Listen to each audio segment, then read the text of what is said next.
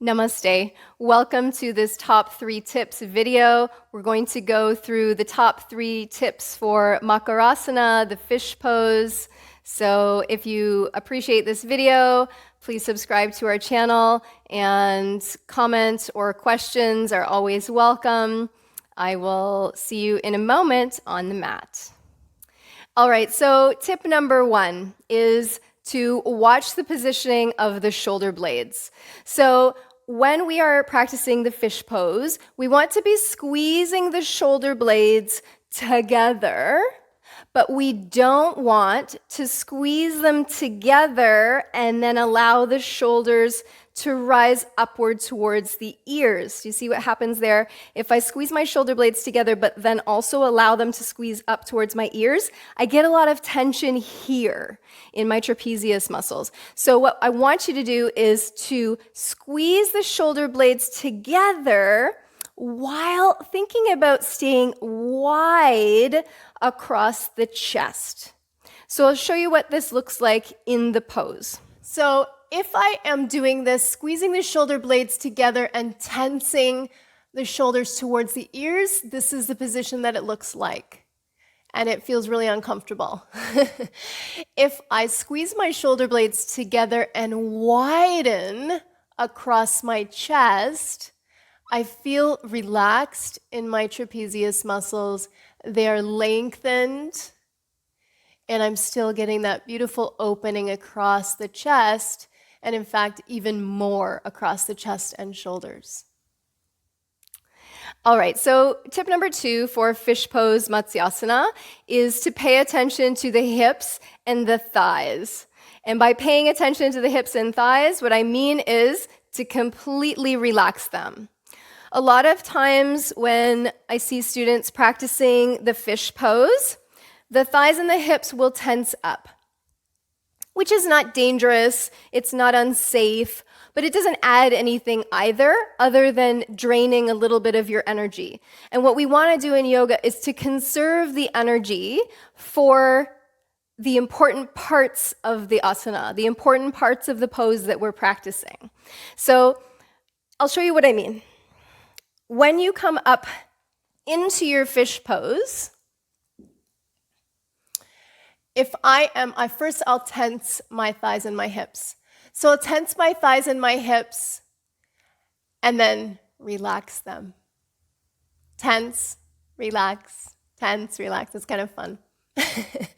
So what we want to do is completely relax. Now, what often happens with students is that when they start the pose, they'll do a check-in for hips and thighs, and hips and thighs are nice and relaxed.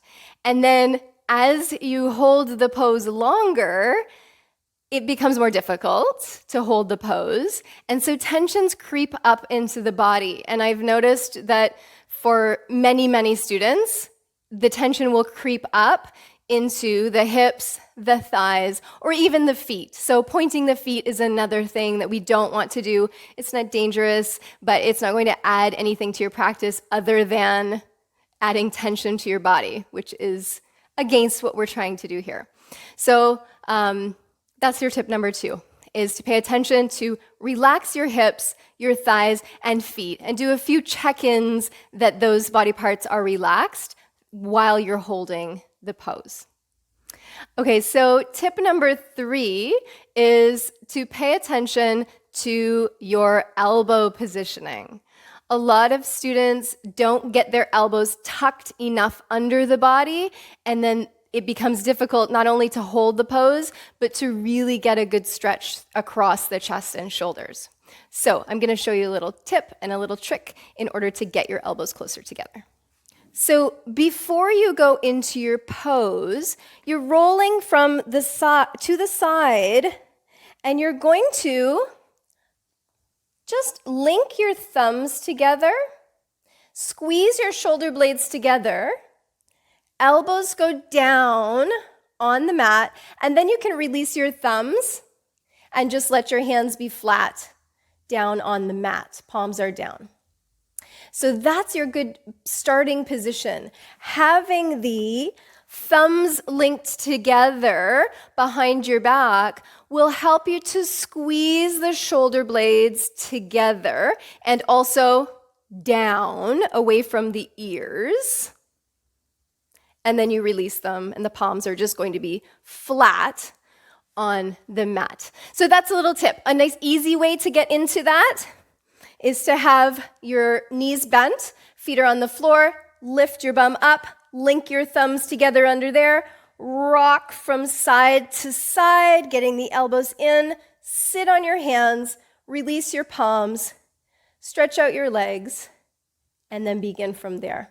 That way you can see already my chest is open. If my elbows are not in, notice the difference. And it's going to be difficult for me to hold that position with my elbows out to the sides. That said, your chest positioning, your chest flexibility might inhibit you getting the elbows really close together, and that's fine. That's the body you're in right now, and that's perfectly fine. What I'm saying is you can use this as a tool to help you continue getting the elbows closer and closer and closer together. It is a process, and I always like to tell my students that there is no final pose that we're trying to get into.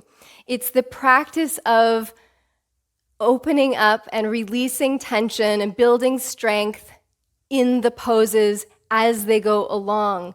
There is no such thing as a finished, perfect pose.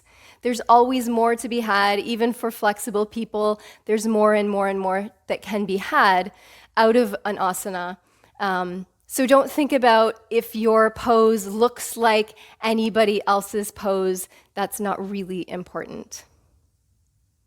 So I hope you enjoyed this top 3 tips video.